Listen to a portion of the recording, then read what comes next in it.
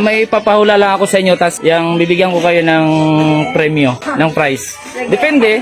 Pwede? Anong price? Anong gusto nyo? Tinapay? Noodles? Limang ano? Limang... Ito na. Subukan naman ako. Wala yung paghuhulaan natin nito. Hindi. Kaya? Kaya. Try. Sige. Tsaka ano... Limang tanong, katumbas ng 100 pesos. Sana all. Sana all. Ayan, mga kababayan, meron tayong nakitang mga dalaginding.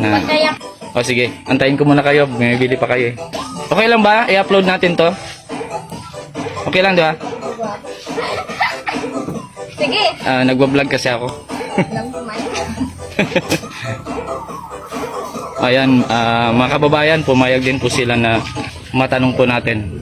Bibigyan din naman natin sila ng premyo na Maggi. Okay, ready na? Wala pa. Ready na? Sige. Unang tanong, sino ang ating pambansang bayani? Okay, very good. Meron na kayong isang tamang sagot. So, si Dr. Jose Rizal ang ating pambansang bayani. So, ano ang ating pambansang hayop? Pangalawang tanong. Carabao. Very good. Ulit. So, kalabaw or Carabao. Ano ang ating pambansang kahoy?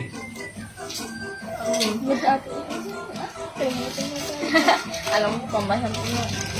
Yun, pambansang puno. Okay, very good. Kaya ang ating pambansang puno ay Nara. So, dalawa pa. Ano nga pala yung ating pambansang prutas?